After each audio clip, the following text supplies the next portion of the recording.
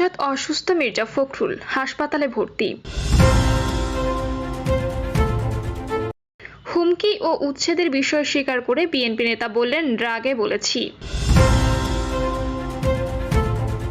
জানাবো ডিসেম্বরে নির্বাচন এবং সর্বশেষ জানাবো নতুন মামলায় আনিসুল কামরুল সহ গ্রেপ্তার 6। শুনছিলেন সংবাদ শিরোনাম, এবারে বিস্তারিত। হঠাৎ অসুস্থ মির্জা ফখরুল, হাসপাতালে ভর্তি।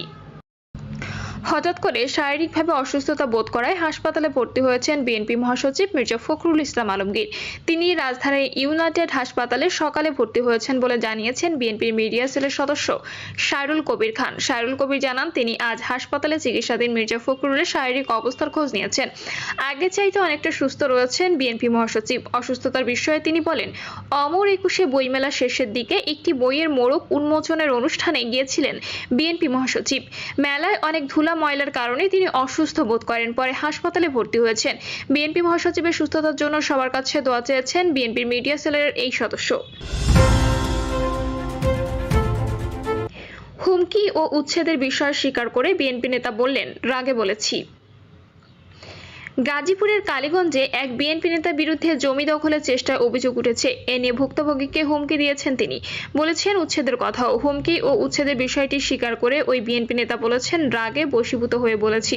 ঘটনাটি উপজেলার বক্তারপুর ইউনিয়নের নাওয়ান এলাকায়। অভিযুক্ত মোহাম্মদ আহমদুল কবির খান নাইম ইউনিয়ন বিএনপির সাধারণ সম্পাদক পদে রয়েছেন। হুমকির ঘটনায় আদালতে মামলা করেছে ভুক্তভোগী পরিবার। ভুক্তভোগী ব্যাটারি চালিত অটোরিকশা চালক হৃদয় জানান, জমি সংক্রান্ত বিষয়ে দীর্ঘদিন ধরে প্রতিবেশী নাওয়ান এলাকার মনসুর আলীর পরিবারের সঙ্গে তাদের বিরোধ চলে আসছিল। এ নিয়ে এলাকায় একাধিক সালিশও হয়েছে। এ ঘটনার মামলাও করা হয়েছে, তবে সমস্যার সমাধান হয়নি। পরে মীমাংসার কথা বলে ইউনিয়ন বিএনপির সাধারণ সম্পাদক নাইম 4টি সাদা স্টাম্পে হৃদয়, তার মামা ও খালা স্বাক্ষর নেন। ডিসেম্বরে নির্বাচন। 2025 সালের ফেব্রুয়ারি মাস বেশ কিছু গুরুত্বপূর্ণ ঘটনায় পরিপূর্ণ। 27 তারিখে অনুষ্ঠিত বিএনপির বর্ধিত সভায় সাবেক প্রধানমন্ত্রী বেগম খালেদা জিয়া এবং পার্টির ভারপ্রাপ্ত চেয়ারম্যান তারেক রহমানের দিক নির্দেশনামূলক ভাষণ, তার আগে 25 তারিখে সেনাপ্রধানের বক্তব্য এবং সর্বশেষ 28 তারিখে নতুন রাজনৈতিক দলের অভ্যুদয়, এই কটি ঘটনা আলোড়ন সৃষ্টি করেছে। ঘটনাগুলো থেকে একটি বিষয় সকলে নিশ্চিত হয়েছেন যে 2025 সালের ডিসেম্বরে ত্রয়োদশ জাতীয় সংসদ নির্বাচন অনুষ্ঠিত হবে।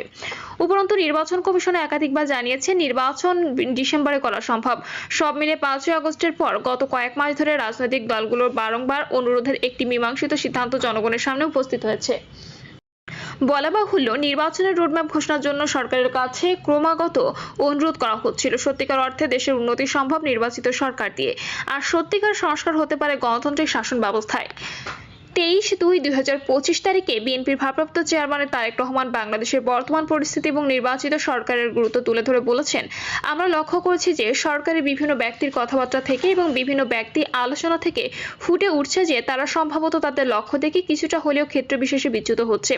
আর বিভিন্ন ব্যক্তির বিবৃতিতে বিভিন্ন রকমের বিভ্রান্তি তৈরি হচ্ছে, মানুষ বিভিন্নভাবে কনফিউজড হচ্ছে। খুব স্বাভাবিকভাবে রাজনীতিতে যখন কনফিউশন থাকবে, অস্থিরতা তখন দেখা দেবে। এই অস্থিরতার কারণে দেশের মানুষ সমস্যার সম্মুখীন হবে, কারণ যখনই রাজনৈতিক অস্থিরতা থাকবে, রাজনৈতিক স্টেবিলিটি যদি আমরা নিশ্চিত করতে না পারি, তাহলে আমরা যে যতই সংস্কারের ঘোষণা করি না কেন, কোনোটাই সফল হবে না। রাজনৈতিক অস্থিরতা তর্ক বিতর্ক এবং আলোচনায় বলুন, সেটিকে সংসদের মধ্য নিয়ে আসা। সংসদই হচ্ছে সবচেয়ে বড় ও মূল জায়গা, সেখানে রাজনৈতিক বিষয়ে আলোচনা ও সিদ্ধান্ত যাই হোক না কেন সেটি সংসদের মধ্যে হয়ে থাকে। আমরা সংসদকে কার্যকর করতে যত দেরি করব, এই অস্থিরতা তর্ক বিতর্ক সংসদের বাইরে ছড়াতে থাকবে। তখন সকল জায়গায় একটা অস্থিরতা দেখা দেবে, যা সামগ্রিকভাবে দেশকে ক্ষতিগ্রস্ত করবে। সুতরাং দেশে দ্রুত একটা স্থিতি অবস্থা প্রয়োজন। নির্বাচনের মধ্য দিয়ে সরকার গঠিত হলে অরাজকতা থেকে আমাদের মুক্তি আসবে। জনগণের ক্ষমতা জনগণের হাতে দিতে হবে, তা না হলে বর্তমান সরকারই একদিন জনগণের কাছে অভিযুক্ত হবে। নির্বাচন দ্রুত না হলে অপশক্তি মাথা চাড়াতে উঠবে, এটা যেমন সত্য তেমনি সময় ক্ষেপণের কারণে নানা কর্নার থেকে সংকট ঘনীভূত হবে। জনগণ একটি গণতান্ত্রিক রাষ্ট্র চায়। ফ্যাসিস্ট শেখ হাসিনা ভোটের অধিকার কেড়ে নিয়ে গত 16 বছর জনগণকে বঞ্চিত করেছিল। নির্বাচনের মাধ্যমে জনগণ তাদের প্রতিনিধি নির্বাচিত করার সুযোগ পায়। নির্বাচিত সরকার জনগণের সংকট মোচনে আন্তরিক হতে বাধ্য। কারণ জবাবদিহিতার জন্য তাকে তৃণমূলের সঙ্গে যোগাযোগ করতে হবে। অবশ্য নির্বাচন শুধু একটা দলকে ক্ষমতায় বসানোর জন্য নয়, নির্বাচন গণতান্ত্রিক ব্যবস্থা যাওয়ার জন্য একটা পথ সৃষ্টি করা। গণতান্ত্রিক ব্যবস্থা একটি রাষ্ট্রের মর্যাদা বহুগুণে বৃদ্ধি করে। বাংলাদেশে এখন দ্রুত নির্বাচন অনুষ্ঠানের বাস্তবতা সর্বত্রই দৃশ্যমান। নির্বাচিত সরকার ক্ষমতাসীন হলে অরাজক পরিস্থিতি নিয়ন্ত্রণে আসবে, তাহলে প্রশাসনের চেইন অফ কমান্ড থাকবে। এখন কেউ কারো কথা শুনছে না। সাধারণ জনতার অভিমত, নির্বাচিত সরকার এলে পরিস্থিতির উন্নতি হবে, তখন সবকিছু একটা নিয়ম শৃঙ্খলার মধ্যে থাকবে। যেহেতু সংসদ নির্বাচন ডিসেম্বরে হচ্ছে, সেহেতু জাতীয় নির্বাচনের আগে স্থানীয় নির্বাচন অনুষ্ঠিত না হওয়াটাই সমীচীন।